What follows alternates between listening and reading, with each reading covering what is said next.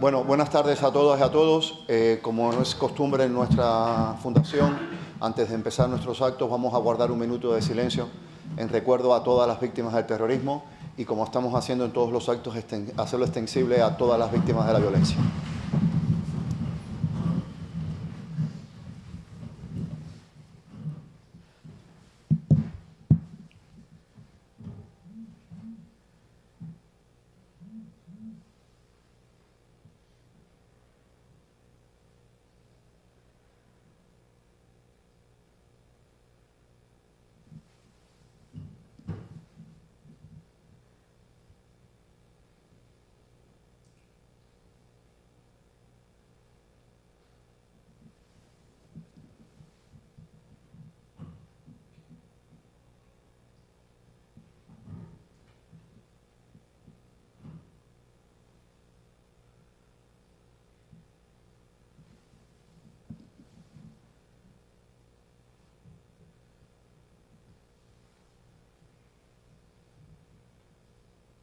Muchas gracias.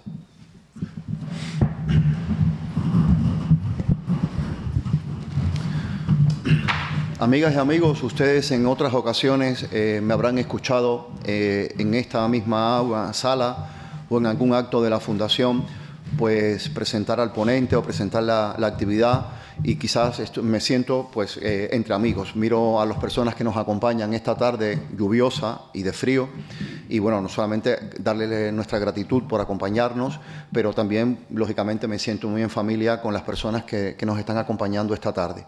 Y digo esto porque quizás mi voz hoy tenga un tono distinto al que están ustedes acostumbrados a escucharme, quizás un tono algo triste, y es porque en esta primera parte de nuestro acto, de nuestra conferencia anual, pues vamos a rendirle homenaje a una persona que llegó recientemente a nuestras vidas. Cuando digo recientemente a nuestras vidas es que es una persona que tiene una corta trayectoria con la Fundación.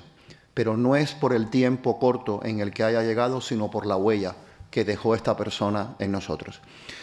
Ustedes saben que una de las actividades que hace la Fundación Rodolfo Benito Samaniego son los cursos de formación en materia de derechos humanos. Es una actividad que se parece mucho a esta, pero en vez de ser una conferencia, son 2 días intensos de conferencias, cada 1 hora tenemos una conferencia. Veo aquí a don Antonio, veo a Gladys, que han sido a José María, pues a Marisol, que han sido alumnos de nuestros cursos de formación y saben lo que estoy diciéndole.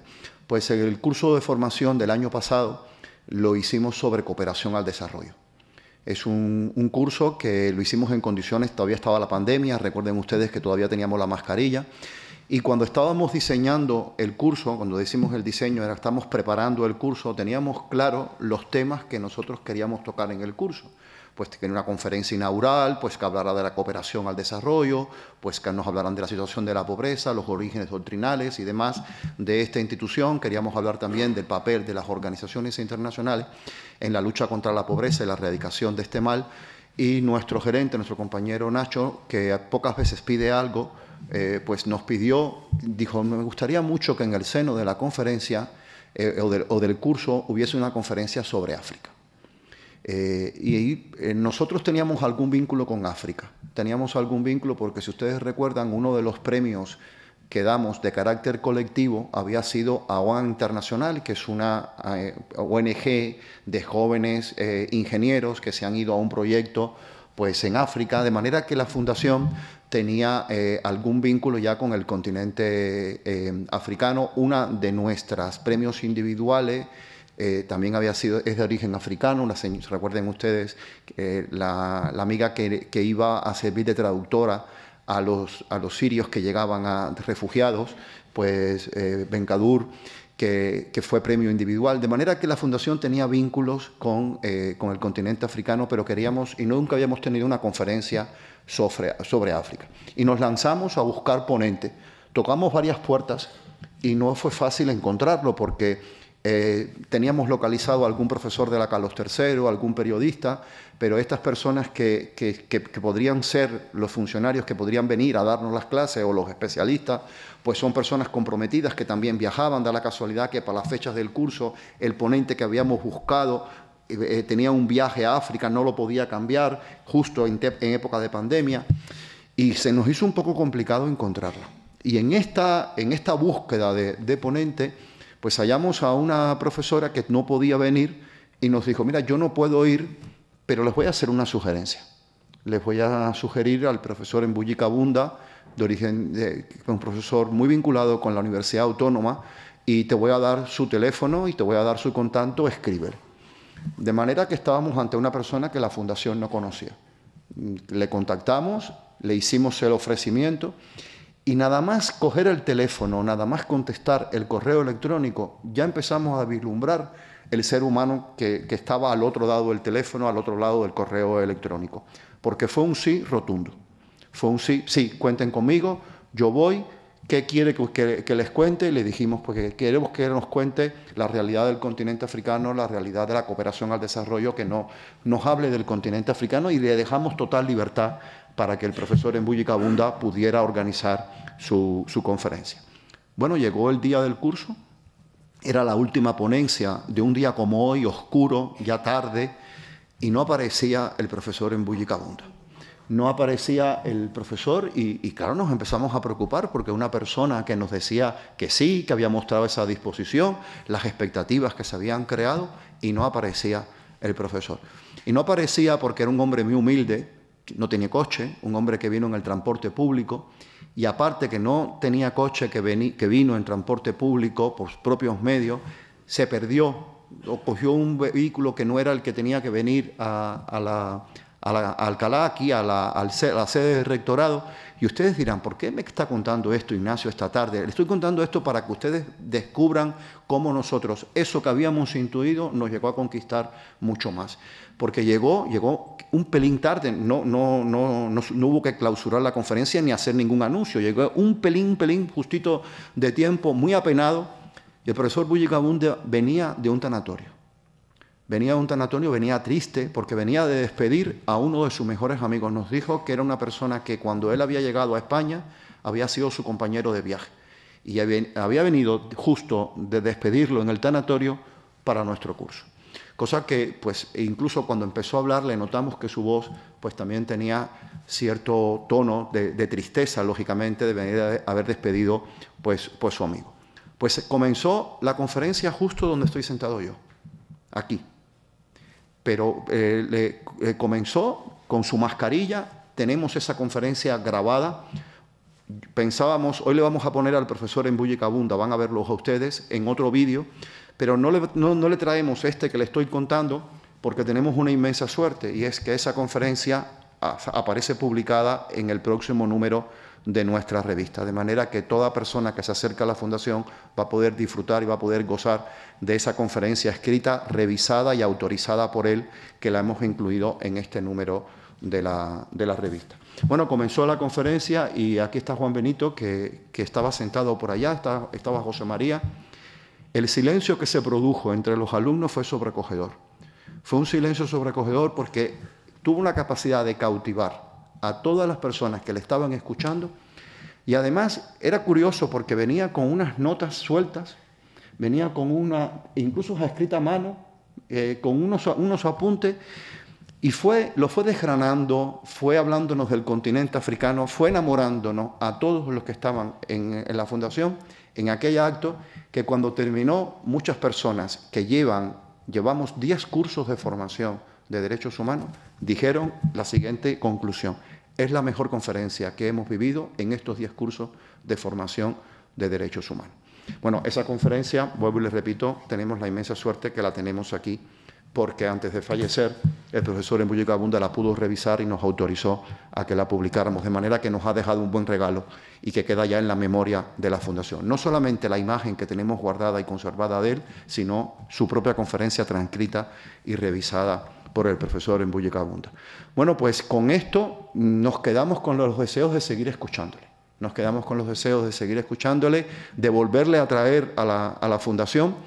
Y este año, cuando el patronato decidió qué ponente íbamos a traer a la conferencia anual, pues Nacho sugirió igualmente, que había sido el de la idea de traer a alguien vinculado con África, dijo, ¿por qué no le ofrecemos a nuestro público de la conferencia anual pues lo que vivimos hace un año?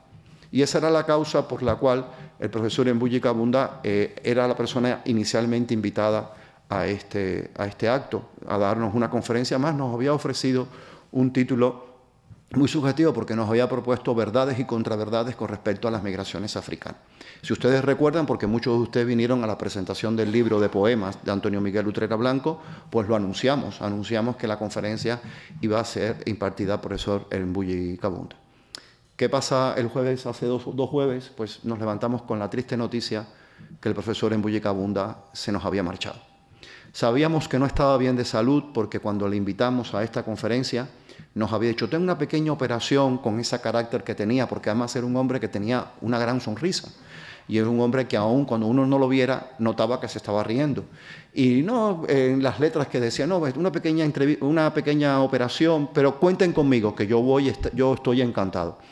El patronato me ha autorizado a decirles que en el próximo anuario de la Fundación Rodolfo Benito Samaniego vamos a hacer un in memoriam al profesor Mbuyi Kabunda y vamos a poner el último texto que nos remitió, que fue el correo electrónico en el que decía que estaría encantado de volver a la Fundación.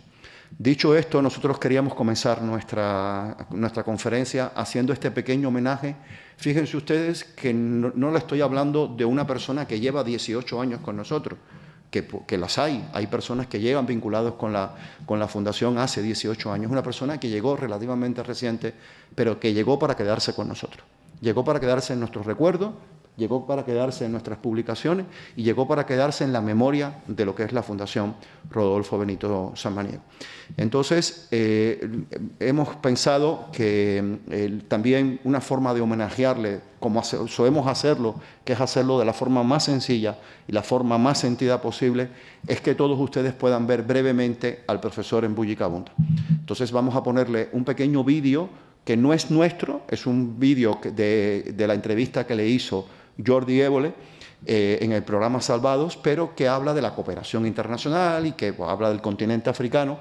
Y bueno, pues también sería una forma de que el profesor Mbuyi Kabunda esté esta tarde también hoy con nosotros.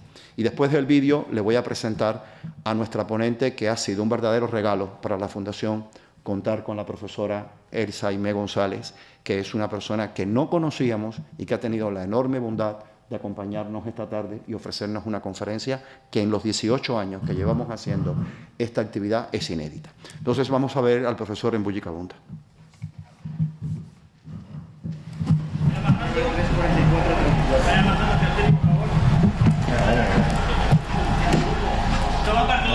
Carrera 342 de 34.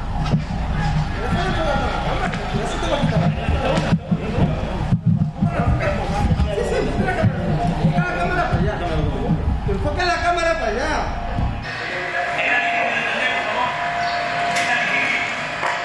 Ante estas imágenes, Mbuyi se puede reaccionar de muchas maneras. Una de ellas es pensar qué buscan estas personas que están saltando la valla, que están entrando en un país donde también es muy difícil buscarse la vida. ¿Tú qué les dirías a esas personas? Bueno, en primer lugar, decir que la situación es todavía peor en muchos países africanos y lo que está conociendo España es un mal menor, ¿no? Se ve más en este fenómeno, se ve más los efectos que las causas. El día que empezaremos a cambiar un poco de lentes para estudiar las razones estructurales que llevan a estos jóvenes a emigrar, empezaremos a comprender. ¿Los gobiernos africanos luchan contra la inmigración? ¿Luchan para convencer a jóvenes de sus países que no se vayan? En primer lugar, no tienen, para lo que yo sepa, ningún país africano tiene una política migratoria. Y por otra parte, lo utilizan como un tubo de escape. ¿Pero eso de qué les sirve a esos países africanos? En no tener opositores internos, no tener problemas sociales a los que se pueden enfrentar, que pueden plantear estos colectivos. Por lo tanto, les dejan como vía de salida la inmigración. Lo han hecho en el pasado y lo siguen haciendo. Europa lleva 50 años con políticas de cooperación con África. ¿De qué ha servido esa cooperación? El balance que suele hacer es totalmente negativo. ¿Por qué? Porque África, sigue siendo África el continente más ayudado, es el continente más ayudado, sigue siendo el continente más subdesarrollado. ¿No ha llegado la ayuda a quien tenía que llegar? La ayuda a través de las ONGs, por ejemplo, ha llegado a destino. La ayuda a través de la Iglesia ha llegado también. ¿Pero la ayuda de los países? La ayuda, la ayuda oficial al desarrollo ha tenido muy pocos resultados alentadores, porque se ha utilizado como un instrumento de la política exterior de muchos países del norte para conseguir objetivos económicos, comerciales, geopolíticos. Te doy la ayuda con la condición de comprar a mis empresas, de comprar a los bienes de equipo, bienes manufacturados de mi país. ¿Eso pasa? ¿En los contratos que se firman de cooperación pasa esto? Sí. ¿Se ponen condiciones de yo te doy pero tú me compras? Sí. De los 48 países más pobres del mundo, 33 son africanos. ¿Cómo es posible que países con tanta riqueza natural se acaben convirtiendo en los más pobres del mundo? Ese es el drama. En este continente se ha impuesto una economía de saqueo. Estas materias primas, en lugar de contribuir al desarrollo económico y social de los pueblos africanos, todo lo que han generado son las lágrimas, el duelo, los golpes de Estado, la corrupción.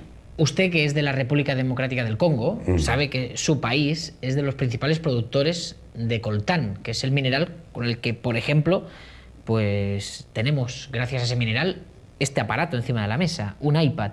¿Qué ha supuesto para su país ser uno de los países con más riqueza natural de coltán? Ha supuesto 5 a 6 millones de muertos. 5 o 6 millones de 5 o muertos. 6 millones de muertos. ¿Pero directamente vinculados con la extracción de coltán? Fundamentalmente. Tanto el coltán como ayer los diamantes son combustibles que los señores de la guerra que proliferan en la zona descubrieron en el camino que podrían servirse de las materias primas para autofinanciarse y para la compra de armas. Pero grandes marcas, grandes compañías como Apple, como Samsung, como Sony, como muchas otras que utilizan este mineral para fabricar sus productos, ¿no cooperan con estos países? ¿Cómo pueden cooperar con estos países si esto puede ir en contra de sus intereses? Sí, tienen acceso a estas materias primas a precio de saldo. Porque la situación que prevalece es la según la cual África en desorden es un buen negocio. Empresas y gobiernos extranjeros compran tierras en el continente africano para garantizarse alimentos y energía. África vende su tierra a gobiernos y empresas extranjeras. ¿Qué significa esto? Es eso lo último que estamos viviendo en los últimos años. En la globalización, África es la gran perdedora. Esto es lo último. La última moda de explotación a África es esta. De África. Es decir, comprar ya directamente las tierras. África está vendiendo sus tierras, lo único que le quedaba. Por la propia supervivencia del continente, ¿no? Porque no hay que perder de vista que África, antes que un continente minero, antes que un continente energético, es un continente agrícola. Y vendiendo sus tierras a las empresas del norte, a los países del norte, incluso empresas europeas, asiáticas, para producir alimentos para sus poblaciones. Es la misma lógica que ha existido hasta ahora, que África, en lugar de consumir su producción, África exporta su producción. Ahora África está vendiendo sus tierras para producir hasta flores. África necesita estas tierras para producir, porque así los problemas de África son fundamentalmente el problema del hambre. El desarrollo tiene que partir de la agricultura. Mire estos tres titulares. El ministro Wert invita al dictador Obiang a dar conferencias en Bruselas mientras cierra la universidad a distancia en Guinea.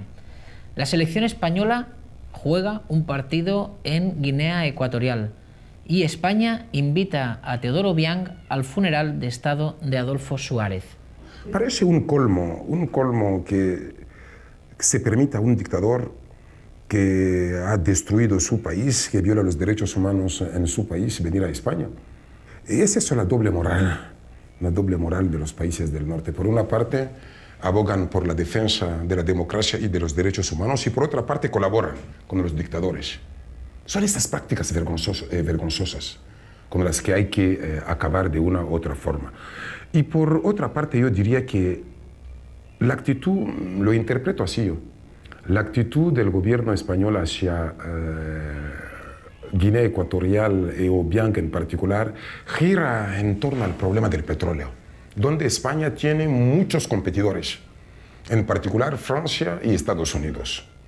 Con todo lo que usted está explicándonos, da la sensación de que África sigue colonizada. Por eso suele decir que África necesita la segunda descolonización.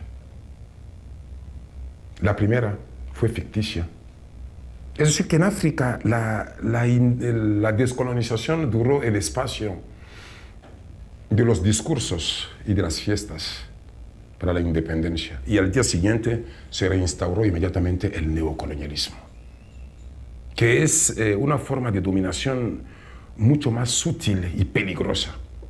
Mucho más sutil y peligrosa. Porque consiste en sustituir la dictadura blanca a la dictadura negra. Los dirigentes africanos tienen de africano solamente el color de la piel, pero la mente totalmente occidentalizada, la mente totalmente blanca. Ha llegado la hora de acabar con eso. Poner en el poder a los verdaderos representantes de los pueblos africanos. Y por otra parte, se debe contribuir a la mejora de las condiciones de vida en el continente africano y de la seguridad. Porque así, como se dice, se hace una cosa con una mano y otra cosa con la otra. Todo lo que están favoreciendo precisamente es esta situación de huida de los ciudadanos africanos de su continente hacia otras regiones, otros lugares. No perdiendo de vista también que no es solamente Europa que está recibiendo a los inmigrantes africanos, hay también otros países del sur. Latinoamérica, países como Argentina, Brasil, están recibiendo muchísimo a inmigrantes africanos y países del Golfo Pérsico, de los que prácticamente no se habla, ¿no? Es la Europa, paraíso terrenal, que está amenazada, invadida por 3 o 4 gatos que salen del continente africano, ¿no?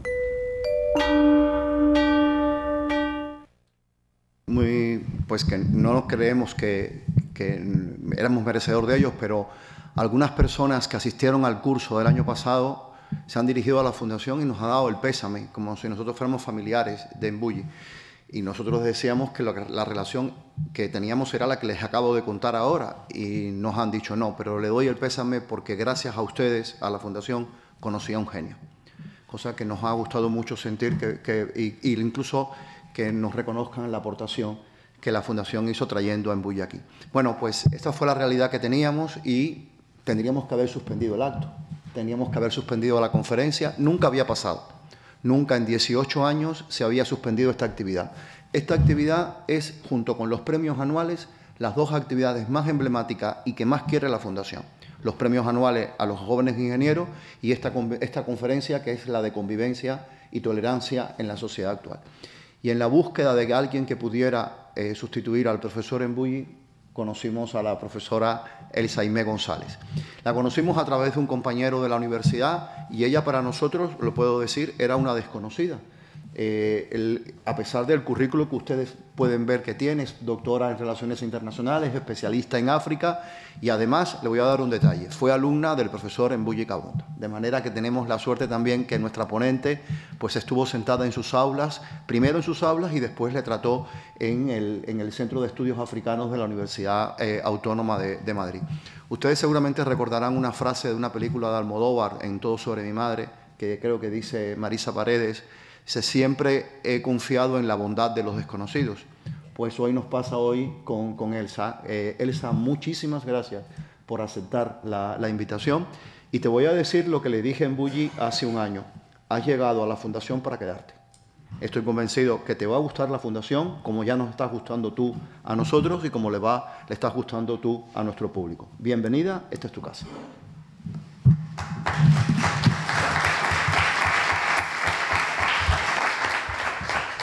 Muchas gracias, Ignacio, por la presentación y muchísimas gracias a la Fundación por la invitación. Yo también estoy impresionada con lo que he aprendido en estos últimos días, ¿no?, sobre la propia labor de la Fundación, que bueno, me parece encomiable y por muchas razones, ¿no? O sea, yo creo que el alimentar la memoria, ¿no?, en torno a Rodolfo, pero intentar ir más allá, ¿no? Y en cierto modo comentábamos en el coche, ¿no?, con Nacho, el celebrar la vida, es una forma de celebrar la vida. Me parece una labor preciosa y para mí es un honor poder estar aquí hoy. Y también es difícil porque, bueno, estoy ocupando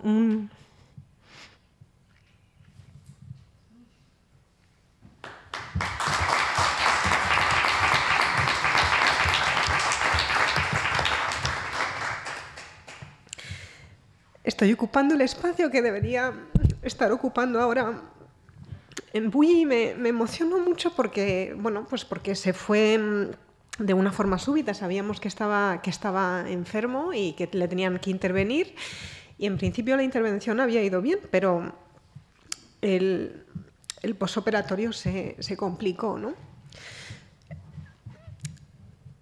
Haciendo memoria, yo le decía el otro día a Ignacio, conocía a Embulli hace 19 años. En realidad, luego, haciendo más memoria, dije, en realidad hace justo 20 años que yo conocí a Embulli, cuando fui alumna suya en la 5ª edición del curso de Introducción a la Realidad Africana, que es un curso que ha venido organizando de forma anual el Grupo de Estudios Africanos de la Universidad Autónoma de Madrid, ¿no? Y ahí ya, bueno, fue un curso que yo disfruté muchísimo, entre otras razones, porque en efecto Embulli fue profesor y Embulli deja huella. Y entonces luego, cuando terminé la carrera, pues decidí hacer los cursos de doctorado, y ahí tuve la ocasión de volver a tenerle como profesor en una asignatura, África en el Sistema Internacional, que ha venido impartiendo hasta ahora, ¿no? Ahora hay un grupo de estudiantes en la Universidad Autónoma de Madrid que se han quedado huérfanos porque se ha quedado esa asignatura a medio terminar por parte de Embulli, ¿no? Y desde entonces mantuvimos el contacto. Yo he tenido ocasión de compartir espacios con él en conferencias en otros lugares. Tengo anécdotas y memorias para contar, algunas muy divertidas. Embulli era humilde, era cariñoso, era muy divertido, le encantaba bailar. Siempre nos reíamos porque parecía que tenía ahí una vida un poco oculta, pero en realidad no es cierto. Era un hombre totalmente transparente, y ha sido un lujo poder trabajar con él, ¿no? Y además he tenido la suerte de tenerle en mi tribunal de tesis, ¿no? Y me hace ilusión también, por ejemplo, veo aquel cuadro, ¿no? Sobre lo que es la investidura de un doctor, y yo defendí mi tesis en el año 2017, en diciembre de 2017, hasta hace casi 5 años, y tengo una foto. Fue Embulli quien me puso el birrete, eso justamente que se ve en ese cuadro, fue Embulli quien me puso el birrete de doctora en la cabeza, ¿no? Y además siempre con esa sonrisa, ¿no?, a la que habéis hecho referencia, y que es verdad, era tan característica suya. Era un excelente profesor por su claridad, ¿no?, y por cómo estructuraba sus clases. También por su crítica punzante, como acabamos de ver muy claramente, pero siempre muy bien argumentada y fundamentada, ¿no?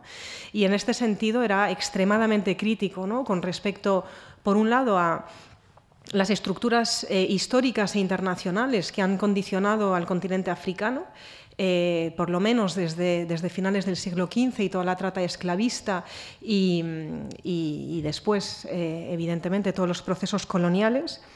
Pero también es extremadamente crítico, ¿no?, de la responsabilidad que tienen los gobernantes africanos con respecto a sus propias sociedades, ¿no?, y que es fundamental atender también a ello para comprender la situación actual del continente. Y en este sentido era fuente de inspiración.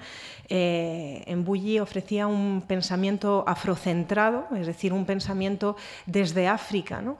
Y eso es algo que nos hace mucha falta en Europa, porque el continente africano nos resulta todavía hoy en día, por lo general, muy lejano. Y de ahí viene también la propuesta, ¿no?, de temática de la conferencia de hoy. Yo no puedo ocupar el espacio de Embulli, no lo voy a ocupar como lo habría ocupado él, porque es insustituible. Y evidentemente, aunque podría haber hablado de migraciones, no lo habría hablado como él lo habría contado, porque bueno, por muchas razones, pero entre otras porque aunque he trabajado sobre el tema de las migraciones, realmente mi área de especialización es más la historia, la teoría de relaciones internacionales, y con un foco más puesto en el Cuerno de África, ¿no? Y de ahí la propuesta de la temática de hoy, que es esta reflexión sobre lo que han sido los 2 años de guerra en el Tigray, en Etiopía, en una región en el norte de Etiopía, que bueno, de momento parece que ha terminado, porque el 2 de noviembre, es decir, un día antes de que falleciera Embulli, se firmaba en Sudáfrica, entre las dos principales partes implicadas en el conflicto, un acuerdo de paz. Y bueno, me quedo con la pena de no poder haber comentado, ¿no?, con Mbulli lo que significaba esto, ¿no?, y haber podido reflexionar con él o valorar con él la importancia de este acuerdo. Veremos cómo evoluciona el acuerdo, si es un acuerdo que realmente se consolida o bien si es un acuerdo que queda en agua de borrajas. Espero que no sea el caso, pero diría que este conflicto es un buen ejemplo de por qué Mbulli se denominaba, así es lo que yo recuerdo que él decía, a veces se denominaba a sí mismo como un afrooptimista realista. Yo creo que incluso alguna vez le he oído denominarse a sí mismo como un afropesimista utópico, siempre convencido de que África y sus sociedades, ¿no?, lograrían sobreponerse y vencer siglos de explotación, ¿no?, y sus sociedades transformar el devenir del continente. Entonces me hacía gracia porque le echaba un vistazo ahora rápidamente a la intervención en el curso que habéis publicado en la revista y en un momento dado, ¿no?, uno de los apartados dice afropesimismo, afrooptimismo y afroresponsabilidad. Y en realidad estas denominaciones, el afropesimismo, el afrooptimismo, ¿no?, son, digamos, las dos miradas que están en las antípodas una de la otra del continente africano, pero que las dos son extremadamente simplificadoras, ¿no? Afropesimismo, como si el continente africano fuera siempre un continente, pues, de sufrimiento, de conflictos, ¿no? O afrooptimismo, como si, bueno, pues todo fuera a ir bien, ¿no? Y la realidad es mucho más compleja, ¿no? Y yo creo que esta es una de las ideas centrales que Mbulli siempre transmitía en sus clases, ¿no? Y esta idea que aquí recoge como afroresponsabilidad, justamente lo que defiende es la necesidad de comprender África en su complejidad y también acercarnos más a África, ¿no? Y en ese sentido os agradezco también a la Fundación esta labor, ¿no?, de también crear espacio para hablar más del continente africano, porque es una realidad que, como decíamos, ¿no?, todavía sigue bastante lejana en muchos aspectos de la sociedad española. Entonces, bueno, voy a intentar conectar, presentar, ¿no?, dar algunas pinceladas para comprender lo que es este conflicto. Entiendo que tampoco tenemos muchísimo tiempo, ¿no?, media hora aproximadamente, pero voy a intentar también conectarlo específicamente con lo que han sido las aportaciones, ¿no?, de Mbulli, ¿no?, como profesor, e incluso voy a intentar conectarlo con alguna de las cuestiones que han surgido en el vídeo que hemos visto ahora, ¿no? Por ejemplo, yo creo una de las primeras cosas que plantea Mbulli en este vídeo es cómo, hablando en su caso de las migraciones, habla de las causas estructurales, ¿no?, y de la necesidad de comprender las razones estructurales de la migración. Y cuando Mbulli se refiere a algo así, se está refiriendo a la dimensión histórica e internacional, que no es un problema que afecte exclusivamente a los estados africanos aislados del contexto en el que viven, sino que es un problema que nos afecta a todos, ¿no? Y yo creo que lo que es importante es, por ejemplo, también interrogarnos por qué, a qué se debe, ¿no?, que esas conexiones muchas veces no se vean. Él lo comentaba en el vídeo, ¿no?, cuando habla, por ejemplo, de cómo, bueno, pues aquí consumimos, ¿no?, recursos naturales que provienen del continente africano sin ninguna conciencia, ¿no?, de ese origen, y cómo eso en realidad nos conecta profundamente, pero no vivimos con esa conciencia en el día a día, ¿no? Es decir, le damos la espalda a África. Y yo creo que con la guerra en el Tigray esto es una de las cosas que también ha ocurrido, ¿no? Esta es una de las guerras más cruentas que se han dado en los últimos años, y es una guerra que ha pasado totalmente desapercibida de los medios de comunicación, con algunas excepciones. Y, por ejemplo, es verdad que hay algún programa de radio en España y en particular 5 Continentes, ¿no? El programa de Radio Nacional de España, que cuando ha podido ha dedicado algo de espacio a cubrir este conflicto, pero es un conflicto del que se ha hablado muy poco, ¿no? Y, sin embargo, es un conflicto que ha generado muchos desplazamientos, muchos movimientos poblacionales, ha generado también refugiados, y es un conflicto que no es sencillamente un conflicto de Etiopía, ¿no? Es un conflicto que ocurre en Etiopía, pero que tiene una dimensión histórica, tiene una dimensión estructural y también tiene una dimensión internacional contemporánea. Algunos elementos básicos para comprender la guerra, y ahí a lo mejor la primera... bueno, esto es una imagen de un campo de refugiados que se formó en Sudán al poco de comenzar la guerra, y para que localicéis justamente de qué región estamos hablando, la región del Tigray es una región en el norte de Etiopía que bordea Eritrea y que es una región relativamente pequeña y bastante pobre, con una población relativamente pequeña también. Estamos hablando aproximadamente de unos 5 o 6 millones de personas para una población de aproximadamente 110 millones de personas en todo el país. Etiopía es el segundo país más poblado del continente africano, ¿no? Y algunos elementos básicos para comprender esta guerra. Es una guerra compleja, como todas las guerras, pero para dar algunas pinceladas, porque entiendo que probablemente no estéis familiarizados con el origen de esta guerra.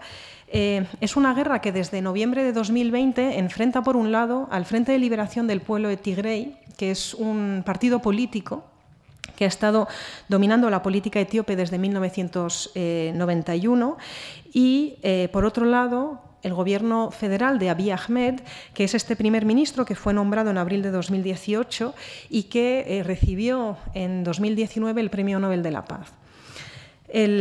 Por un lado, el Frente de Liberación del Pueblo de Tigray, ahí la siguiente diapositiva, pues en la parte de arriba podéis ver lo que es el logo, ¿no? el emblema, ¿no?, del Frente de Liberación del Pueblo de Tigray. Fue uno de los movimientos armados que derrotó la dictadura comunista de Mengistu Haile Mariam, que gobernaba en Etiopía hasta finales de la Guerra Fría, hasta 1991, y fue uno de los numerosos movimientos armados que se levantó en contra de esta dictadura para romper el centralismo político, ¿no?, que caracterizaba a Etiopía hasta entonces. Y como fue uno de los artífices de la derrota de esta dictadura, en alianza con otros movimientos armados y en particular movimientos armados eritreos, logró pilotar la transición política y mantenerse de facto en el poder, como decía, hasta el año 2018. No se mantuvo directamente en el poder, sino que formó una coalición de partidos, que es la que veis justo abajo, el Frente Democrático Revolucionario de Etiopía, y que lo que hizo fue implementar un sistema denominado federalismo étnico que buscaba descentralizar el poder político, creando un mapa del país en base a diferentes regiones teóricamente articuladas en base a las principales comunidades étnicas que componen Etiopía. Y este proceso de descentralización fue un poco ficticio en la medida en que fue un proceso de descentralización que ocurrió realmente, pero que al mismo tiempo fue controlado, como decía, desde principios de la década de los 90 hasta el año 2018 por esta coalición de partidos. Es decir, fue una descentralización centralizadora al mismo tiempo, ¿no? Y evidentemente esto fue generando diferentes tensiones, ¿no? Una de las primeras tensiones cristalizó a finales de la década de los 90, entre 1998 y 2000, en una guerra contra Eritrea, de la que probablemente hayáis oído hablar, ¿no?, la guerra entre Etiopía y Eritrea, que fue una guerra muy cruenta y tras la cual se rompieron relaciones entre los dos países, ¿no? Y luego, pues se fue consolidando el gobierno, ganando las elecciones con cotas de victoria muy superiores al 90%. Pero Etiopía es uno de estos países africanos que ha experimentado una profunda transformación en las 2 últimas décadas y en particular ha experimentado altas tasas de crecimiento. Esto es una característica compartida por otros estados africanos, que en el contexto, por ejemplo, de la crisis financiera global aquí en Europa, ¿no? Cuando estábamos en recesión, varios estados africanos estaban experimentando procesos de crecimiento económico fenomenales, en gran parte por la alta demanda que existía por parte de países asiáticos y en particular de la República Popular China, por las materias primas del continente africano, y entonces Etiopía pues, conoció tasas de crecimiento superiores al 10%, 13%, ¿no? En algunos años. Y esto fue generando tensiones sociales porque el autoritarismo, el centralismo, combinado con unas tasas de crecimiento económico que, sin embargo, no revertían suficientemente en la población, pues fue generando movimientos de protesta, ¿no? Y debido a esta creciente movilización social y a estos movimientos de protesta, podríamos decir que llegó en el año 2018 Abiy Ahmed al poder, ¿no? Cuando llega en abril de 2018 Abiy Ahmed al poder, designado por esta coalición de partidos en la que históricamente había jugado un papel preponderante el Frente de Liberación del Pueblo de Tigray, parece que se abre un nuevo periodo y que se produce una ruptura, ¿no? Una ruptura porque, por un lado, Abiy Ahmed llega con un discurso que se distancia muchísimo del federalismo étnico, es decir, de esta descentralización del país, y al mismo tiempo adopta o defiende una estrategia económica, podríamos decir, mucho más liberal, ¿no? A priori, opta por un modelo mucho más cercano al liberalismo político, ¿no? En comparación con lo que habían sido las décadas previas. Y el problema es que la llegada de Abiy Ahmed también refleja pues cómo el Frente de Liberación del Pueblo de Tigray paulatinamente había ido quedando arrinconado dentro de esta coalición. Y cuando la guerra estalla, en noviembre de 2020, tiene mucho que ver justamente con no aceptar la forma en que Abiy Ahmed está pilotando, llevando esta transición política. Y entonces aquí quisiera hacer algunas reflexiones o puntualizaciones justamente para intentar conectar más específicamente este tema a justamente las reflexiones, ¿no? Que planteaba Mbuyi Kabunda. Una primera cuestión es que es imposible entender la política de Etiopía, ¿no? Y cómo este partido político, el Frente de Liberación del Pueblo de Tigray y la coalición de partidos de la que había formado y de la que formaba parte, se mantiene en el poder tanto tiempo. Etiopía históricamente ha sido entendido como un estado clave en el Cuerno de África y un estado del que depende la estabilidad del conjunto de la región, ¿no? Es una región importante, diríamos, a nivel internacional, entre otras razones, porque se entiende que de su estabilidad depende, como decía, el conjunto de la estabilidad de la región y, por tanto, también cuestiones como el comercio internacional que pasa por el estrecho de Bab el-Mandab, que sube o baja, ¿no? A través del Mar Rojo hasta el Canal de Suez, ¿no? Esta es una principal fuente de preocupación, ¿no? Luego, como decía anteriormente, Etiopía es el segundo país más poblado del continente, ¿no? Entonces, preocupa internacionalmente cómo la desestabilización en un país tan grande, ¿no? Y tan poblado puede afectar al conjunto, no ya solo de la región, sino del continente. Y luego el Cuerno de África es una región que ha sufrido mucho en las últimas décadas. Somalia, sin duda, ¿no? Es un país que resuena en vuestros imaginarios, ¿no? Como un país que ha sufrido una larga guerra civil y que todavía está en proceso de recuperación, que todavía se enfrenta a problemas, ¿no? de movimientos armados, ¿no? Que cuestionan el régimen actual.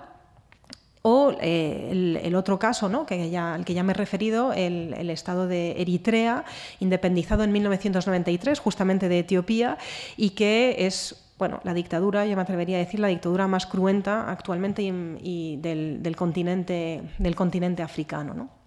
Entonces, claro, Etiopía, que era un Estado que se distanciaba, ¿no? De estos dos ejemplos vecinos, pues se ha entendido siempre como la pieza clave, como decía, de la que depende la estabilidad de la región. Y precisamente por eso, históricamente, los gobiernos en Etiopía han gozado del apoyo de la comunidad internacional. Y Mbuyi hablaba ahora, ¿no? De lo que es la cooperación al desarrollo con el continente africano.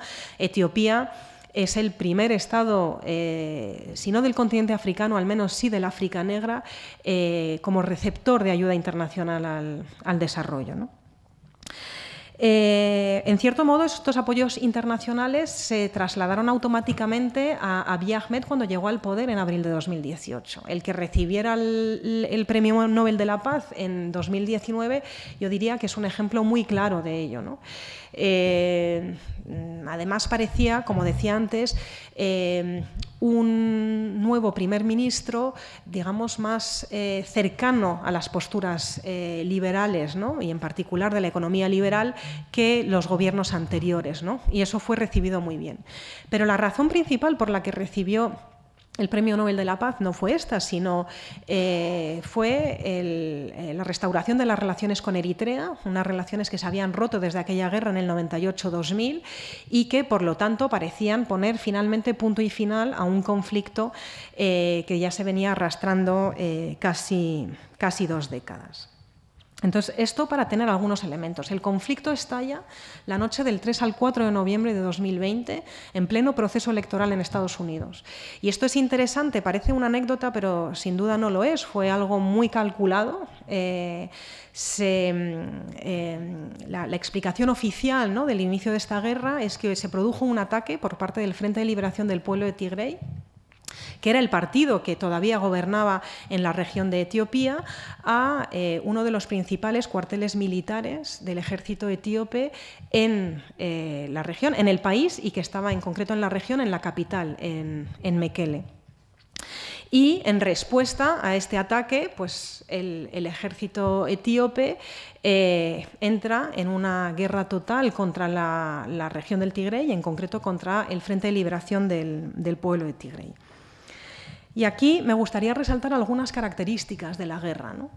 En primer lugar, su violencia y su brutalidad parece redundante, ¿no? Cualquier guerra es violenta y es brutal, pero lo cierto es que ha adquirido esta guerra en concreto unas cotas, ¿no?, de brutalidad particularmente llamativas, ¿no? La región, el conjunto de la región del Tigray ha sido sometida al ostracismo total por parte del gobierno federal etíope desde el inicio de la guerra, precisamente como una estrategia para derrotar al Frente de Liberación del Pueblo de Tigray.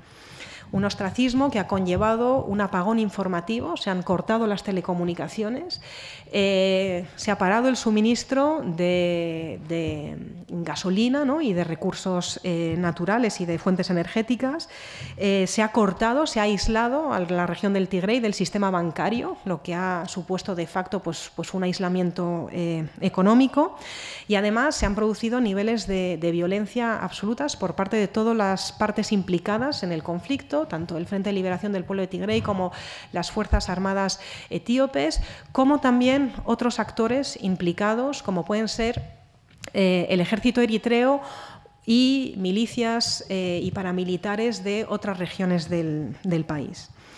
Y de facto esto ha supuesto un impacto brutal para la población, que ha estado cortada de cualquier acceso a ayuda humanitaria durante prácticamente 2 años, una ayuda humanitaria que en algunos momentos ha llegado, pero realmente con cuentagotas, y además con un nivel de violencia hacia las mujeres particularmente brutal, con justamente la violencia sexual como un arma de guerra. Y como decía, las consecuencias han sido brutales para la población, sin que haya apenas cobertura de ello en los medios de comunicación, ¿no? Realmente había muy poca información, algo trascendía, pero había muy poca información de primera mano sobre lo que estaba ocurriendo. Y otra de las características de la guerra, yo diría que es su complejidad. He resaltado principalmente al Frente de Liberación del Pueblo de Tigray y al Gobierno federal, pero como he mencionado recientemente, es una guerra en la que también se ha implicado el ejército de Eritrea, y el ejército de Eritrea se ha implicado por invitación del gobierno federal de Abiy Ahmed. El gobierno de Eritrea, desde su independencia, tiene una enemistad directa con el Frente de Liberación del Pueblo de Tigray, ligada a aquella guerra del 98-2000. Y, como decía, pues otros actores regionales. Entonces, no es estrictamente una guerra, vamos a decir, estatal, es una guerra que tiene una dimensión local, tiene una dimensión regional, estatal, del conjunto del Cuerno de África, y luego también tiene una dimensión internacional. Que además ha sido muy manipulada, me atrevería a decir, por las partes implicadas. Una dimensión internacional porque el Gobierno federal ha obtenido apoyos, por ejemplo, de países como Turquía o Emiratos Árabes Unidos, particularmente apoyo logístico, ¿no?, para acceder a algunos armamentos y en particular drones para conducir la guerra. Y además ha habido una manipulación bastante fuerte, a mi entender, de lo que ha sido la postura de los actores occidentales, que es cierto que no se han querido posicionar muy fuertemente con respecto al conflicto, pero que han sido acusados por parte del Gobierno federal de haber dado un apoyo prácticamente unánime al Frente de Liberación del Pueblo de Tigray, algo que no está para nada demostrado, más bien lo contrario. Es verdad que se han adoptado algunas sanciones, en particular en Estados Unidos, contra Etiopía, pero en ningún modo, a mi entender, está demostrado que se haya proporcionado un apoyo logístico de ningún tipo, ni ningún tipo de apoyo al Frente de Liberación del Pueblo de Tigray.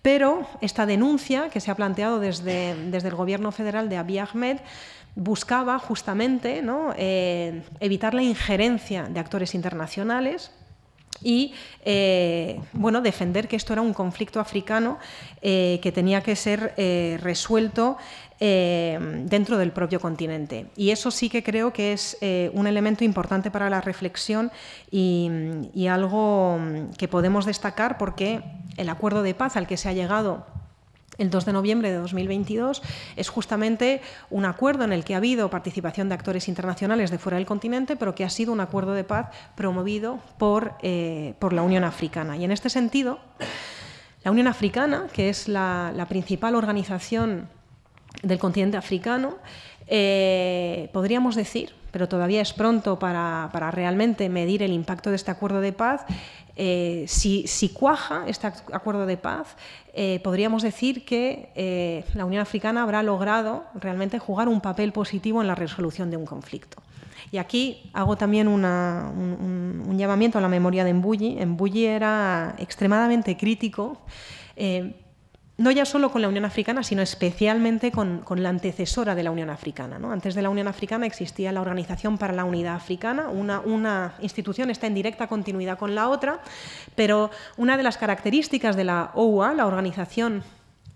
Esto es una cosa que me decía muchas veces. Yo siempre digo Organización para la Unidad Africana. Mbuyi siempre me decía, Elsa, no es Organización para la Unidad Africana, era la Organización de la Unidad Africana. Y él remarcaba esto para remarcar que fue una organización que no trabajó para la Unidad Africana. Es una organización que trabajó en realidad para proteger los estados africanos, y cuando digo estados me refiero a sus gobiernos, ¿no?, sus élites políticas que gobernaban, como bien decía en el vídeo que hemos visto, de espaldas a sus propias poblaciones, ¿no? Mbuyi decía o planteaba, ¿no?, podríamos decir ahora, ¿no?, en este vídeo, una crítica a los hombres blancos con máscaras blancas, ¿no?, retomando las palabras de Frantz Fanon, ¿no? Y bueno, me gustaría creer, es demasiado pronto para evaluarlo, pero que el acuerdo de paz al que hemos llegado muestra que las cosas pueden cambiar y que en este caso la Unión Africana ha logrado jugar un papel para resolver un conflicto y sentar las bases de un acuerdo de paz que todavía tiene que andar, siempre es un proceso largo, pero que ha logrado realmente resolver este conflicto. Es un tema particularmente importante para la Unión Africana, me gustaría añadir, entre otras razones, porque la sede de la Unión Africana está en Addis Abeba, la capital de Etiopía, porque Etiopía representa en el imaginario africano la independencia y la resistencia precisamente al colonialismo europeo, ¿no? Una de las razones por las que se eligió Addis Abeba como sede de la OUA cuando se fundó en 1963 fue que era el Estado africano que no había sido colonizado, ¿no?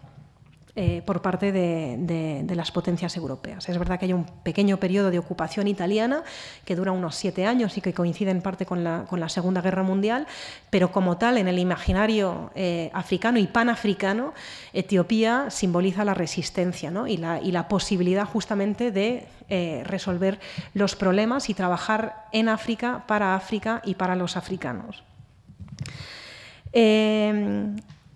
La cuestión es que este conflicto arrojó muchísimas dudas sobre el futuro de Etiopía y en concreto el proyecto de Abiy Ahmed, ¿no? Un proyecto que, como decía, había sido celebrado en 2018 como una ruptura, una apertura política, una liberalización del país. Y esto recuerdo comentarlo con Mbuyi, ¿no? Había muchas cosas que no nos cuadraban, que no entendíamos, ¿no? No entendíamos cómo podía ser que Abiy Ahmed, quien había recibido el Premio Nobel de la Paz, forjara una alianza con Eritrea, que, como decía antes, es una de las dictaduras más brutales del continente africano, para derrotar al Frente de Liberación del Pueblo de Tigray, ¿no? Nos preguntábamos, por decirlo de otro modo, cómo la máxima, ¿no?, de el enemigo de mi enemigo es mi amigo, ¿no? O sea, ¿hasta qué punto podemos realmente, ¿no?, creernos que ese tipo de máximas funcionan, ¿no? Y era una cosa que nos preocupaba muchísimo porque, claro, planteaba, como decía, muchas dudas sobre lo que era el propio proyecto político de Abiy Ahmed, ¿no? ¿Hasta qué punto Abiy Ahmed quería romper con el sistema de partido único que de facto había existido en Etiopía hasta el año 2018, hasta qué punto Abiy Ahmed realmente quería abrir el espacio político, quería permitir, ¿no?, una mayor participación social, política, representación, más libertades, ¿no?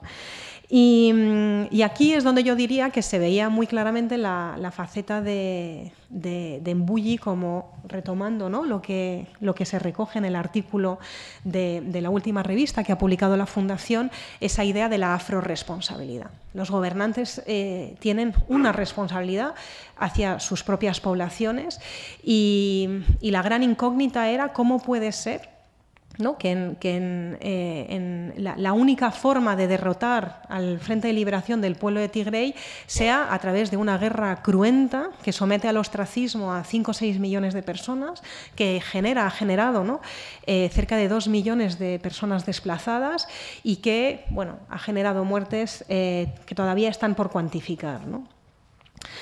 Y bueno, el acuerdo de paz, como decía, pues podría apuntar justamente a que la afrorresponsabilidad es algo que justamente no está solo, ¿no?, en los imaginarios de académicos, ¿no?, y pensadores como Mbuyi Kabunda, sino que realmente puede llevar a avances tangibles, ¿no?, y a resoluciones de conflictos como este. Fue un acuerdo que se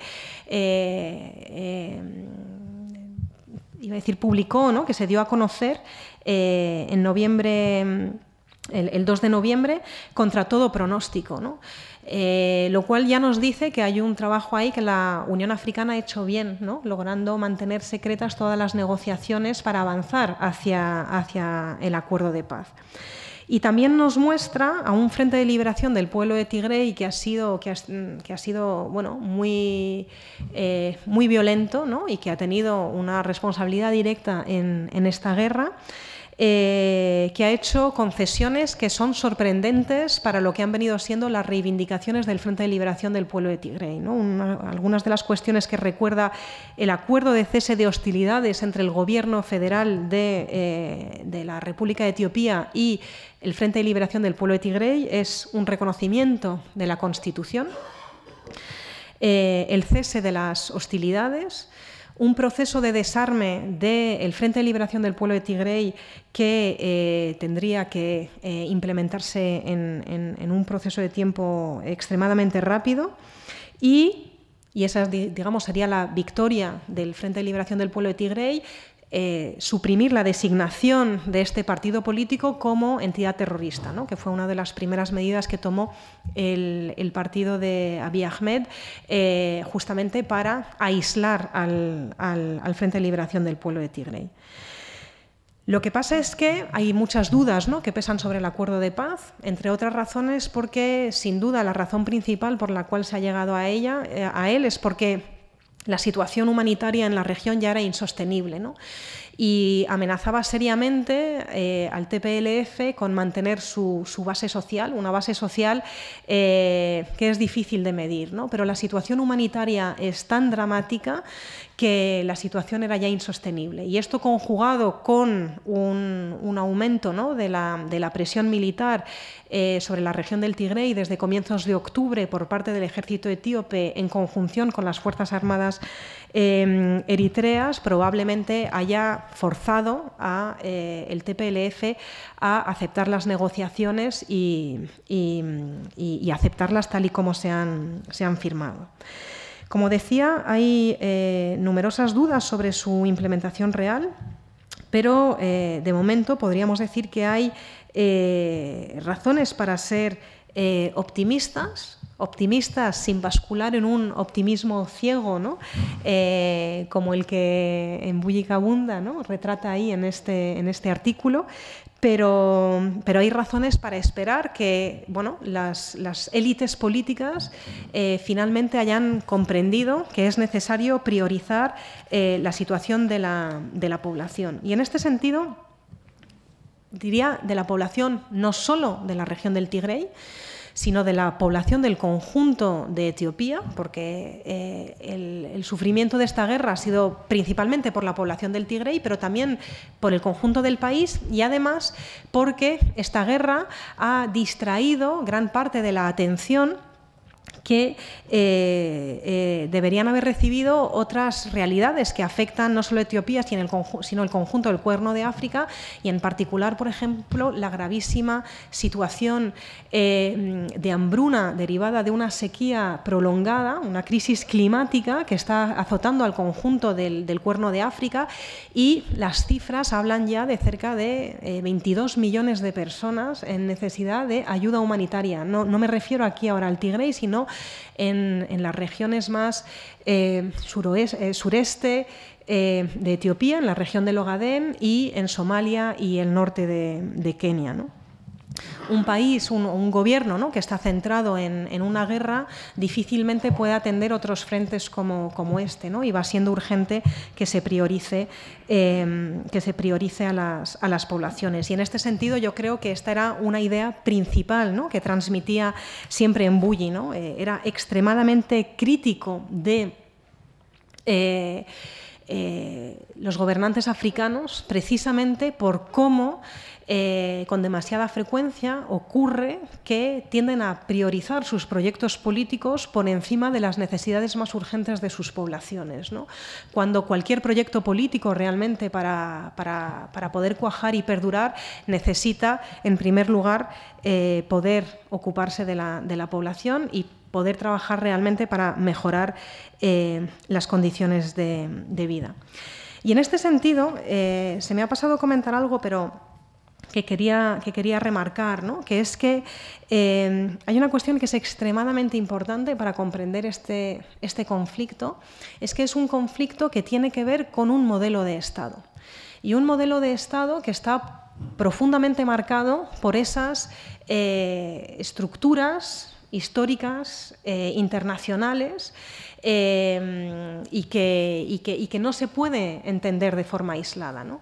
Y lo digo porque esto no es un conflicto étnico, como muchas veces, ¿no?, se habla, ¿no?, de los conflictos en el continente africano. Cuando se habla de un conflicto en el continente africano como un conflicto étnico, esto es un atajo, ¿no?, para explicar en dos palabras lo que es un conflicto mucho más complejo. Los conflictos que se denominan étnicos son conflictos políticos, son conflictos que no son solo conflictos por una identidad primaria. Ese es el problema principal del concepto de conflicto étnico, ¿no?, que parece que es un conflicto irracional, que no se explica muy bien su razón de ser. Lo que ocurre en Etiopía, como en otros lugares del continente, no son conflictos étnicos, son conflictos políticos. Son conflictos por la participación política, por la redistribución económica, por el modelo de Estado, ¿no? Y en concreto aquí es un conflicto que afecta directamente al modelo de Estado etíope, ¿no? Abiy Ahmed parecía romper con ese modelo de federalismo étnico instaurado a raíz de la última transición política a comienzos de los 90, y el Frente de Liberación del pueblo de Tigray no estaba satisfecho, ¿no?, con ese giro.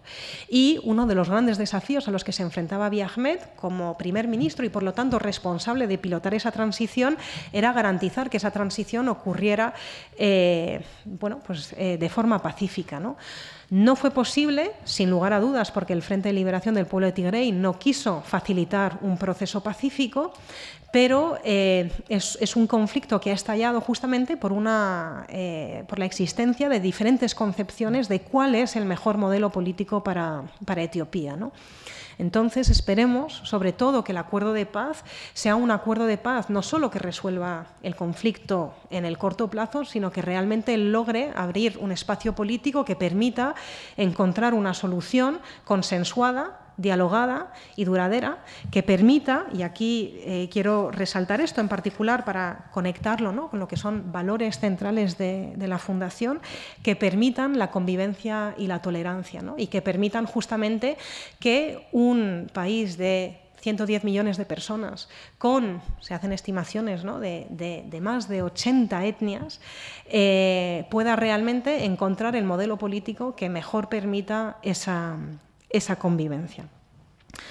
Bueno, yo lo dejo aquí porque ya llevo hablando más de media hora, pero espero que os haya resultado interesante y bueno, estoy encantada de haber podido hablar de este conflicto aquí ahora y, sobre todo, si queréis, si tenéis cualquier duda o cualquier reflexión, de poder atender cualquier duda o pregunta que podáis tener sobre el conflicto o por supuesto, sobre Mbuyi, ¿no?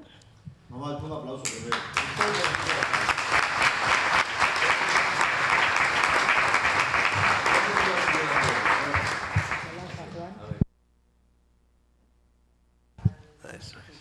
Bueno, en primer lugar, Elsa, agradecerte profundamente la deferencia que has tenido en la tarde de hoy por acudir a esta conferencia de una cosa, como ha dicho Ignacio, tan emblemática para la Fundación como es el ciclo de conferencias por la convivencia y la tolerancia.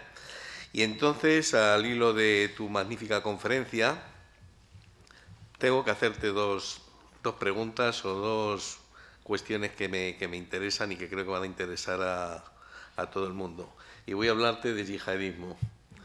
La zona del Sahel, la región del Sahel, la franca centroafricana que llega desde Mauritania justamente hasta el Tigray, pues se ha convertido en lo que es esta bomba de relojería que preocupa enormemente al mundo en general, a Europa en particular y a España muy directamente. El terrorismo ha tenido la influencia que ha tenido el terrorismo yihadista que está teniendo en el mundo, que conocemos, seguramente que anteriormente ya existía, pero que el tema de las Torres Gemelas fue el inicio del conocimiento profundo sobre este movimiento, y después los terribles atentados que provocan la muerte inclusive de 192 personas, entre ellas la de Rodolfo.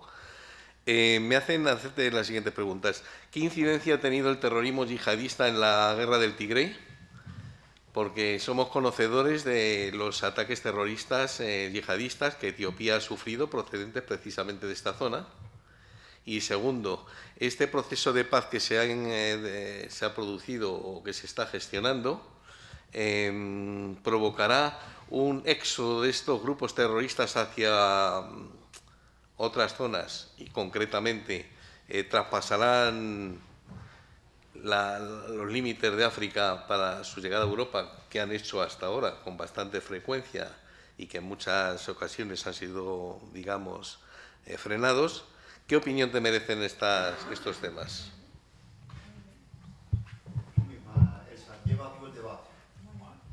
Perfecto, pues muchísimas gracias. Pues me parecen, una pregunta muy interesante.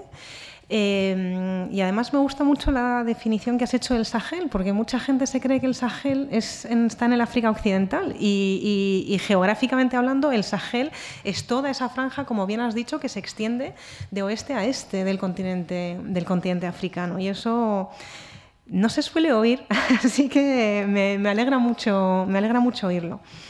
Es verdad que el terrorismo de corte islamista está presente en el Cuerno de África, pero está presente fundamentalmente en Somalia, ¿no? Y, bueno, por extensión un poco en la región del Ogadén, porque, bueno, la frontera es porosa, ¿no? Pero el conflicto del Tigray directamente no tiene una vinculación con el yihadismo, ¿no? Pero la pregunta me parece interesante por dos cuestiones, o incluso tres, ¿no? La primera sería que, claro, una de las razones por las que esta guerra, ¿no?, resultaba preocupante, ¿no?, y especialmente resultaba preocupante la posibilidad de que se desestabilizara el conjunto de la región, era cómo esto podía implicar que ese yihadismo se hiciera fuerte en otras regiones en las que de momento no tiene una fuerte presencia, ¿no? Y aquí es importante mencionar que, bueno, aunque no hay censos recientes, se suele decir que en Etiopía hay aproximadamente un 50% de población musulmana, un 50% de población cristiana, ¿no? Y luego hay cada vez más. Cuando digo cristiana me estoy refiriendo al cristianismo monofisita tehuajedo de Etiopía, tienen su propia iglesia, aunque cada vez más hay otras corrientes cristianas y en particular protestantes en Etiopía, ¿no? Pero es un país y históricamente el Cuerno de África es una región donde estas religiones han convivido, ¿no? Y también ha habido presencia de población judía, ¿no? Entonces la convivencia es perfectamente posible. Pero resultaba preocupante, como decía, ¿no?, esa imagen de Etiopía como el estado del que depende la estabilidad del conjunto de la región. Resultaba preocupante que una desestabilización del país afectara, y ya no solo al comercio internacional, como he mencionado antes, sino en términos políticos y en particular en ese sentido, ¿no? Primera reflexión. Segunda reflexión. La pregunta me ha hecho pensar en el papel que ha jugado históricamente el TPLF/EPRDF en lo que se ha denominado, ¿no?, popularmente como la guerra global contra el terror, ¿no?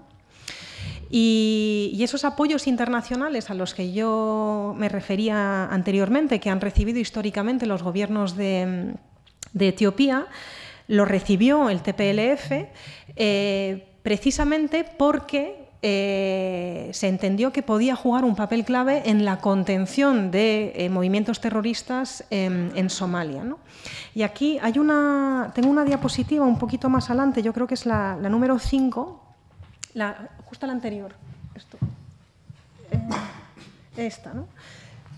Aquí en la imagen de la derecha del todo es una imagen de un mitin que tuvo lugar en el año 2005 cuando hubo elecciones en Etiopía, ¿no? En Etiopía ha habido elecciones religiosamente cada 5 años desde el año 1995. Entonces hubo elecciones en 2000, profundamente marcadas por la guerra con Eritrea. Hubo elecciones en 2005, 2010, 2015 y las últimas no fueron en 2020 sino en 2021. Y de hecho esto es uno de los elementos que está también en la raíz de la guerra, ¿no? Pero lo que quería decir es que en las elecciones de 2005 el gobierno del TPLF-PRDF, que estaba gobernado en aquel momento, ¿no?, y a cuya cabeza estaba Meles Zenawi, que tal vez es un líder que os suene, esta es su imagen en la diapositiva justo anterior. Meles Zenawi se confió mucho y entonces controló menos el proceso electoral. Y en esas elecciones se vio que el apoyo de la población al TPLF y a la coalición de partidos se estaba resquebrajando, ¿no? Hay una imagen un poquito más adelante, en la número 15, que muestra los resultados electorales de lo que han sido, no sé si se ve bien, pero en el año 95 la coalición de partidos gana con un 67,3%, ¿no?, del apoyo del electorado. En el año 2000 gana con un 87,9%. En el año 2005 gana con un 59,8%. Y después, año 2010, 91%, año 2015, 91% otra vez, ¿no? Lo que muy claramente muestra cómo después de las elecciones de 2005, el partido en el poder, muy preocupado por la posibilidad de perder el gobierno, entra en un proceso de creciente autoritarismo político y de represión política. Y esto le costó los apoyos internacionales, ¿no? Y menciono esto porque una forma de darse un lavado de cara a la comunidad internacional fue precisamente embarcarse en una intervención militar en Somalia entre el año 2006 y 2009 para combatir el principal movimiento armado allí, que es Al-Shabaab, y que es un movimiento que corresponde justamente, ¿no?, a estos movimientos, diríamos, yihadistas, ¿no?, de corte yihadista. Y entonces es un perfecto ejemplo de cómo, ¿no?, por parte de la comunidad internacional se anteponen unas prioridades que se consideran particularmente preocupantes a costa de sacrificar la apertura política dentro de Etiopía, ¿no? Era perfectamente conocido, ¿no?, el cariz autoritario del gobierno, y cada vez más, y sin embargo, ¿no?, cómo se entendía que Etiopía jugaba un papel clave en la contención de estos movimientos y, por lo tanto, en la estabilidad internacional, por decirlo de algún modo, se sacrifica la apertura política en Etiopía a la estabilidad en otras regiones, ¿no? Y yo creo que esto es una cosa que nos tiene que hacer reflexionar, porque yo creo que las dos cosas no tienen por qué ser incompatibles, ¿no? Y es muy importante subrayar esto porque la coherencia es fundamental, ¿no? Es decir, si realmente consideramos que la democracia, ¿no?, y los sistemas democráticos son sistemas políticos que realmente pueden dar una respuesta a las poblaciones, tendríamos que ser capaces, ¿no?, de defender estos procesos democráticos no solo para Europa o para Occidente, sino también más allá, ¿no?, de estas regiones, ¿no? Y esto es uno de los grandes desafíos. Y entonces lo que quería remarcar es cómo Etiopía muy hábilmente jugó, ¿no?, con esta realidad internacional. Cuando digo Etiopía me refiero al gobierno de Meles Zenawi, jugó con esta realidad internacional para poder al mismo tiempo consolidarse en el poder, ¿no?, y generar o mantener un sistema político muy insostenible. Y la tercera reflexión que quería plantear era una noticia que no ha trascendido apenas en los medios de comunicación, pero que tiene que ver con algo que he mencionado justo al final, que es la crisis climática que vive actualmente el Cuerno de África. Y cómo, como consecuencia de la crisis climática y de la grave situación a la que se enfrenta la población somalí, en los últimos meses el gobierno de Mogadiscio ha sido mucho más capaz de ir acorralando a Al-Shabaab, que todavía controlaba bastantes regiones y regiones cercanas a la capital, a Mogadiscio. Ha sido capaz de ir acorralándola porque la presión, ¿no?, que genera Al-Shabaab sobre la propia población, extorsión, imposición de reglas, gobierno arbitrario, violencia, etcétera, etcétera, son absolutamente insoportables, ¿no? Y entonces, todo esto para subrayar cómo realmente, ¿no?, hay una base, ¿no?, y una base muy fértil para desde las propias poblaciones asegurar una lucha, ¿no?, contra todo tipo de autoritarismos sin necesidad de tener necesariamente que ir a respaldar a movimientos o aliados políticos que a largo plazo no realmente están contribuyendo a la mejora de las condiciones de vida, ¿no? Y es precisamente este tipo de dobles discursos, dobles raseros, que no son capaces de ver esa base fértil social que existe, ¿no?, para realmente dar una respuesta a las poblaciones, lo que muchas veces en Bullicabunda, ¿no?, planteaba, ¿no?, en todas sus clases, ¿no?, de cómo estos apoyos internacionales a veces pueden ser incluso contraproducentes, ¿no?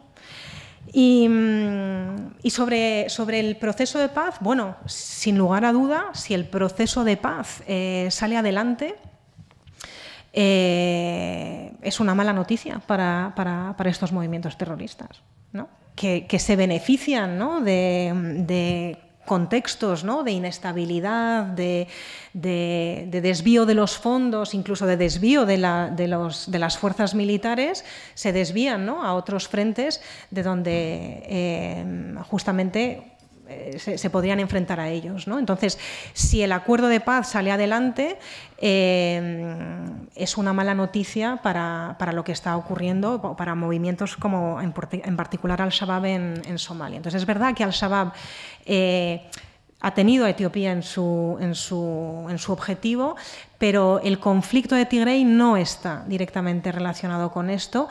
Evidentemente afecta porque estamos hablando del conjunto de la región, pero no, Al-Shabaab no se va a ver beneficiado, ¿no?, por este acuerdo de paz.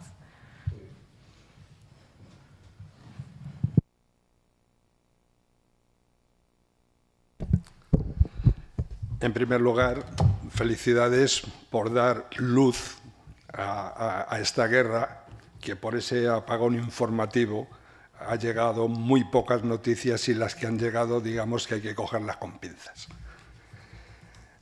Por tanto, felicidades.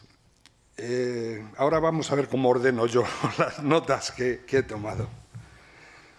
Es una constante que en esta parte de África, sobre todo en el Cuerno de África, una constante de siglos, las guerras étnicas. Es una constante. También es constante el tiempo que los mandatarios están en el poder. Muchísimos años en cualquier país de África. Recordamos todos a Haile Selassie, que estuvo desde los años 30 o hasta los mediados de los 70 o algo así, ¿no? Y bueno, luego, esta guerra, a mí me llama la atención la cantidad de paradojas que se dan en esta guerra.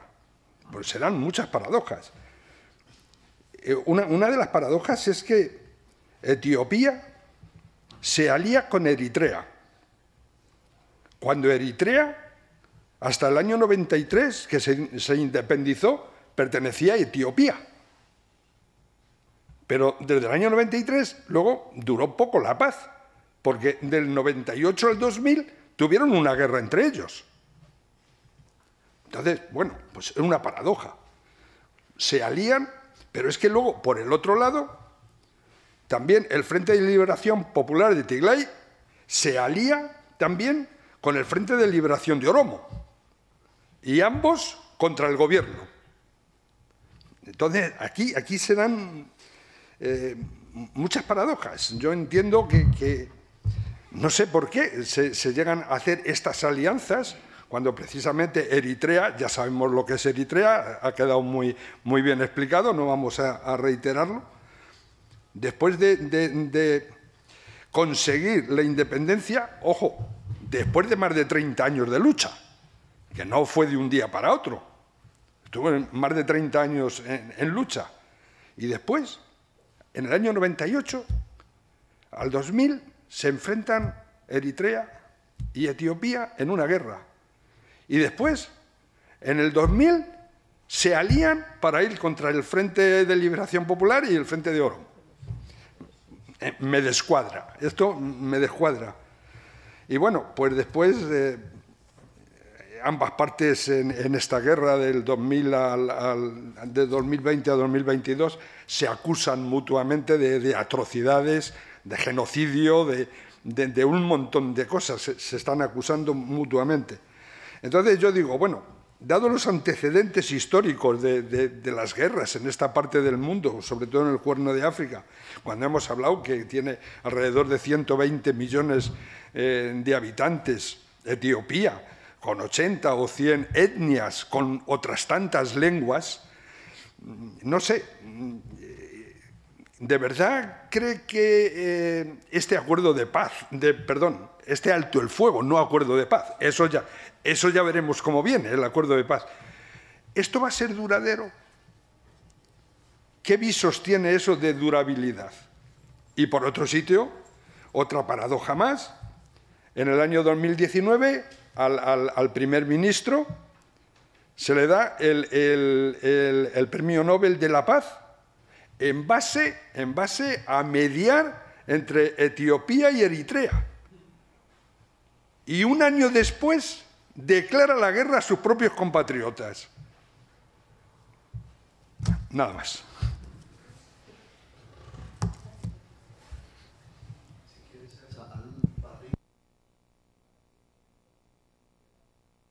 ¿Quiere hacer alguna pregunta? Sí.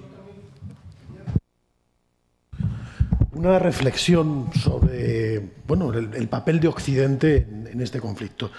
Yo leo habitualmente la prensa italiana y no conocía el conflicto. Y esto me llama mucho la atención por, digamos, la responsabilidad italiana doblemente en la región, ¿no? Por la guerra de entonces Abisinia, ese paternalismo cruento que tuvieron los italianos de la mano de Mussolini, cuyos bisnietos son los que hoy gobiernan en Italia, con Giorgia Meloni, etcétera, etcétera, ¿no? Entonces, la primera reflexión o la primera pregunta, si estoy en lo cierto o no, me gustaría que me lo explicara, me corrigiera si estoy equivocado, es si tiene alguna influencia aquel lejano conflicto, si ha dejado alguna herencia desafortunada en la región, esa invasión italiana de la zona de Etiopía, y la respuesta actual que hay. Es curioso y es llamativo que Italia, el gobierno actual de Italia, pues está cerrando completamente la llegada del éxodo de inmigrantes africanos, que sobre todo hay que recordar que vienen de esa región. Lo mismo que los africanos pues entran por Marruecos y llegan a España, a Italia muchos de los que llegan son de esa región. Entonces, eso es lo que quería decir.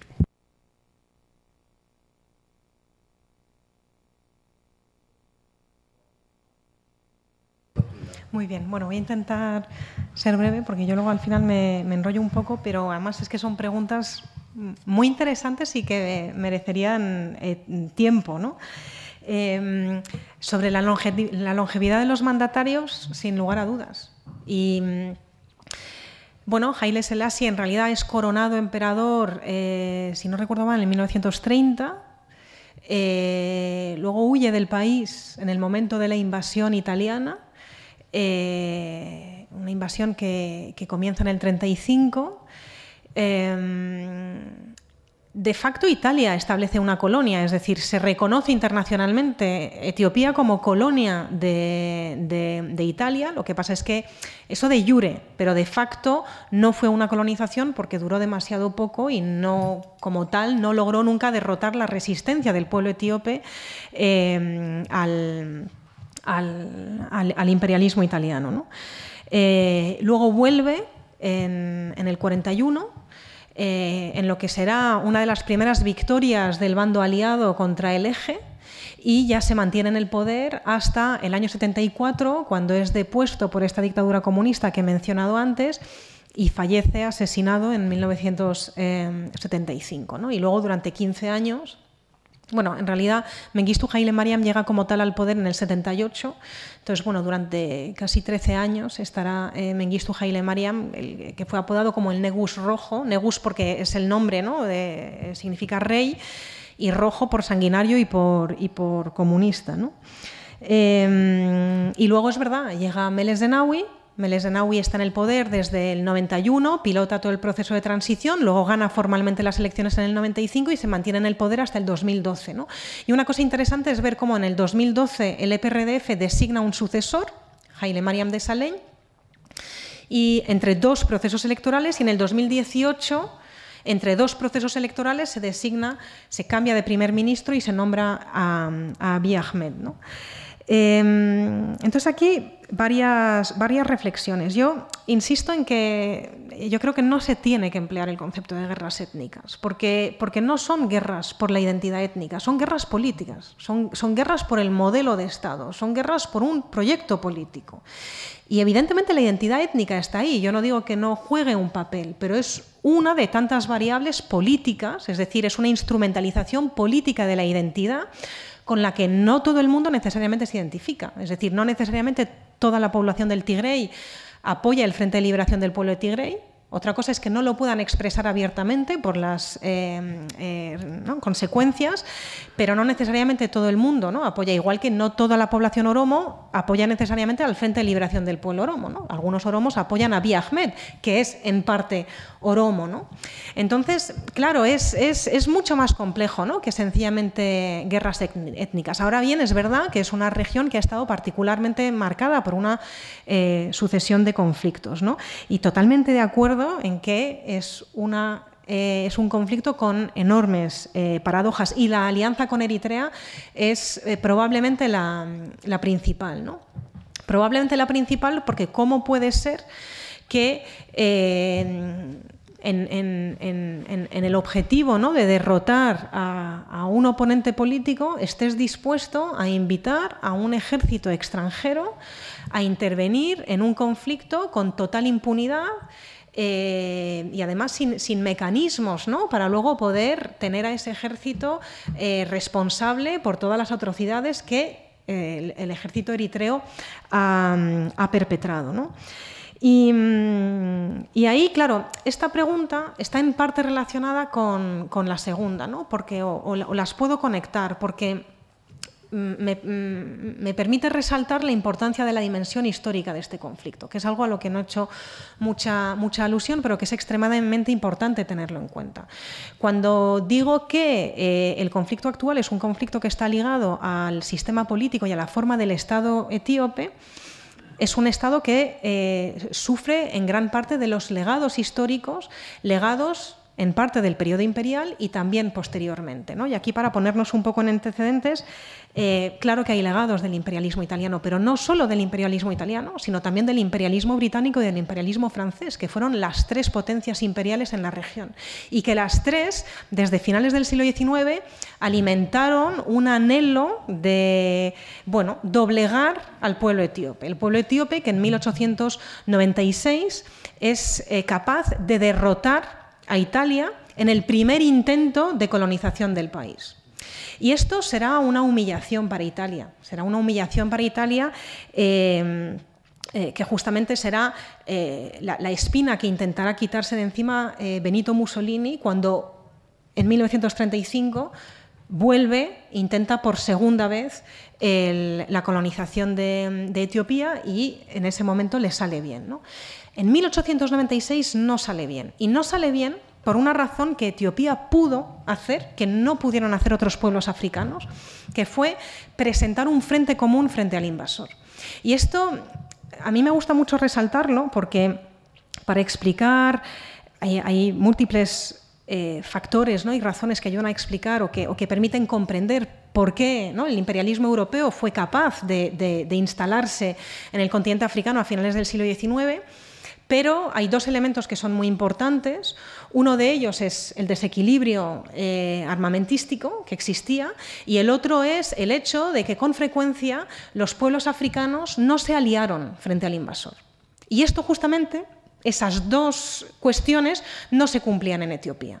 No se cumplían en Etiopía porque Etiopía a finales del siglo XIX está en un proceso ya de construcción del Estado, un proceso de construcción del Estado que se ve profundamente condicionado por el creciente interés imperial europeo en la región del Cuerno de África.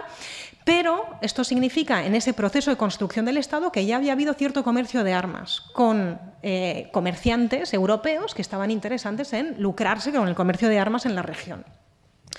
Y esto significa que cuando en 1896 Italia intenta invadir Etiopía, se encuentran con que hay un arsenal que no está desfasado, ¿no? Es un arsenal que se puede usar para resistir a los italianos.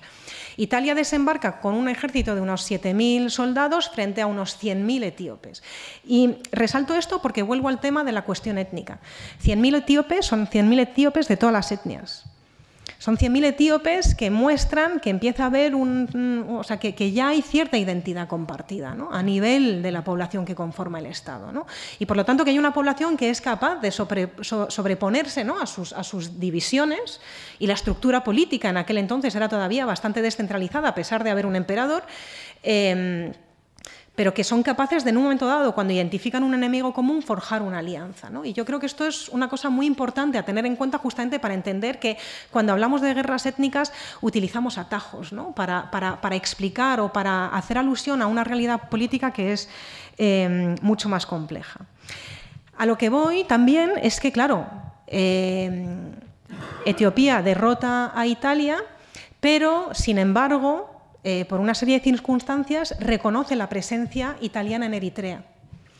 Y la frontera actual entre Etiopía y Eritrea data de ese periodo, ¿no? Eso es una frontera que se fija en ese momento.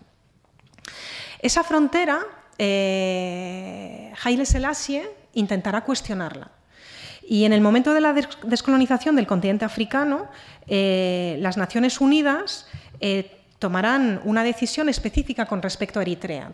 En este caso, la decisión será tomada por Naciones Unidas porque Eritrea había sido colonia italiana, había sido derrotada en el contexto de la Segunda Guerra Mundial y, por lo tanto, la decisión sobre el futuro de las colonias italianas dependía de Naciones Unidas. Y Naciones Unidas lo que dictamina es que Eritrea será una región de Etiopía, pero de acuerdo a un modelo federal. Y durante una década, de 1952 a 1962, Eritrea tendrá su propio parlamento. Será una región federada a Etiopía. Y esa federación, en 1962, Haile Selassie decide acabar con ella. No estaba satisfecho con ella y suprime el Parlamento y anexiona completamente Eritrea. Y es en ese momento, y de ahí los 30 años, ¿no?, a los que hacía referencia, ahí es cuando la resistencia armada eritrea realmente empieza a tomar fuerza y a plantear un frente común contra el gobierno de Haile Selassie primero y luego de la dictadura de Mengistu Haile Mariam. Entonces, esto tiene mucho que ver con el conflicto actual, absolutamente. Y, de hecho, algunos investigadores han planteado que en este conflicto podemos, en realidad, encontrar múltiples conflictos simultáneos. Hay un conflicto que es el principal y es en el que yo he puesto el foco entre el Gobierno federal y el Frente de Liberación del Pueblo de Tigray, que históricamente es el que ha gobernado en la región del Tigray, pero hay otro conflicto que es el conflicto entre el Frente de Liberación del Pueblo de Tigray y Eritrea, ¿no? La razón por la que Eritrea entra en el país tiene que ver justamente con esa enemistad consecuencia de la guerra entre los dos países entre el 98 y el 2000. Y esto es aún más paradójico si tenemos en cuenta que Eritrea no sería independiente si no hubiese firmado un acuerdo en los años 80 con el Frente de Liberación del Pueblo de Tigray para justamente aceptar la celebración de un referéndum en caso de que lograsen derrotar la dictadura comunista de Mengistu Haile Mariam. Entonces, es todo extremadamente paradójico, ¿no? Y luego hay otros conflictos. Hay un conflicto que afecta también a la población amara, que es otra región fronteriza con el Tigray, más al sur, ¿no? Que reclama, por ejemplo, una de las áreas territoriales que pertenecen al Tigray. Hay un conflicto, ha habido una implicación también o ha afectado a la región vecina Afar y, como comentabas, también al Frente de Liberación Oromo, ¿no? Pero, sin duda, es un escenario extremadamente complejo y de ahí las dudas de hasta qué punto el acuerdo de paz puede ser duradero. Es verdad que el acuerdo se denomina acuerdo de cese de las hostilidades, pero es un acuerdo de paz, no es solo un alto al fuego, es un acuerdo que realmente establece una serie de pautas de acuerdo de paz, ¿no? Y por eso he hablado de acuerdo de paz. Y la cuestión de Abiy Ahmed, Premio Nobel de la Paz, bueno, uno de tantos, ¿no? Uno de tantos premios Nobel de la Paz que llega demasiado pronto. En fin, hay muchísimos ejemplos, pero me atrevería a decir que Abiy Ahmed haya recibido el Premio Nobel de la Paz muestra más las expectativas y las esperanzas que tenía depositadas, ¿no? o que representaba, ¿no? Abiy Ahmed para Suecia, Noruega, estados occidentales, que para realmente decir hay una base, una trayectoria histórica que realmente legitime que podamos considerar que esta persona es la que más ha contribuido a la paz, ¿no? Y que merece en 2019 el Premio Nobel de la Paz. Entonces, bueno, hay muchísimas paradojas y me parece una reflexión muy, muy interesante. Y sobre esos legados del imperialismo están ahí. Italiano, desde luego, pero no solo italiano, sino también, bueno, el imperialismo italiano no se puede entender aislado de otros imperialismos. Y con respecto, y con esto ya cierro, la cuestión de los flujos migratorios, sin lugar a duda, los principales flujos migratorios que llegan a Italia provienen del Cuerno de África. Es verdad que España recibe una migración más de lo que sería el África occidental, y la que transita a través de Libia hay bueno, muchas nacionalidades, pero hay una parte significativa de población eritrea, ¿no? Y lo que ocurre es realmente terrorífico, ¿no? Esa manera en que la Unión Europea externaliza el control de la frontera, ¿no? Delega en Libia, ¿no? La contención de esos flujos migratorios, pues implica una auténtica tragedia para esas personas que en realidad están huyendo, ¿no? de unos sistemas políticos que son absolutamente insostenibles, en cuyo origen hay una parte de responsabilidad europea, histórica, y que sin embargo se encuentran atrapados, ¿no? Y muchas veces perecen, o bien en Libia o bien en el propio Mediterráneo, sin tener ni siquiera la oportunidad de mejorar sus condiciones de vida. A lo mejor el acuerdo de paz ayuda a disminuir un poquito esos flujos por parte de Etiopía, pero bueno, esto es algo que también tendremos que esperar para ver si realmente es así. Vamos a un aplauso a nuestro ponente. Elsa, te quería decir tres cosas en nombre del patronato. Una, que te emocionaste cuando hablaste de profesor Mbuyi Kabunda y que dijiste que era quien te había puesto pues, de tu condición de doctor. Creo que el profesor Kabunda estaría muy orgulloso que su alumna, a la que le hizo doctora y le puso pues la toga y el birrete, pues le haya sustituido en esta conferencia. Creo que el profesor Kabunda, por lo que le conocimos, estaría muy orgulloso de haberte escuchado esta tarde-noche. Eso es una. La segunda, que aquí hay personas que han estado los 18 años viniendo a las conferencias de convivencia y tolerancia, de manera que lo que voy a decir es cierto. Es primera vez que tenemos una ponencia de este tipo. Hemos tenido poetas, hemos tenido ingenieros, hemos tenido filósofos, pero nunca habíamos tenido a una especialista de tu solvencia, de tu juventud, de tus conocimientos, que de un conflicto que ha sido, como decía José María, del apagón informativo, que tenía que nos hayas dado luz en este conflicto. Que lo hayas hecho de esta manera, rindiendo el homenaje a tu profesor y conectándolo con el tema central de este ciclo, que es la convivencia y la tolerancia. Y aunque yo no soy del patronato, pero los conozco muy bien, tienes que volver. Entonces, ya habrá muchísimas otras actividades en que queremos que la profesora Elsaime González pues siga vinculada con la Fundación Rodolfo Benito Samaniego. Eso es con la profesora y ahora con ustedes. El 23 y el 24 tenemos el 10º curso de formación de Derechos Humanos, que este año es un tema muy actual, el derecho a la salud. Les esperamos. Hasta la próxima.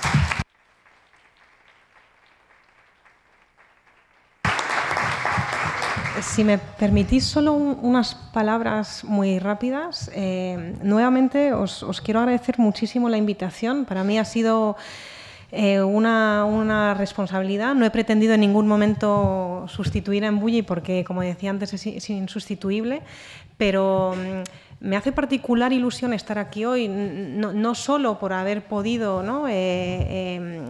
Colmar un poco el vacío que deja Mbuyi, sino también porque, bueno, aunque yo no conocía a Rodolfo, me parece que la labor que hace la Fundación es impresionante, ¿no? Y yo he de reconocer que no estaba familiarizada, pero lo que he descubierto me ha dejado profundamente impresionada. Y creo que la Fundación Rodolfo Benito Samaniego cumple un papel fundamental para justamente, y lo comentábamos en el coche al venir, generar espacios de reflexión, ¿no? y de pensamiento sobre lo que es la convivencia, el respeto y sobre lo que es alimentar la memoria, ¿no? que permita realmente poner en el centro a las poblaciones, ¿no? y que permita crear condiciones de paz por encima, ¿no? de lo que a veces se hace desde, bueno, pues desde la lejanía de las élites políticas. Así que mi enhorabuena también y mi agradecimiento, mi profundo agradecimiento por haberme invitado a estar aquí hoy.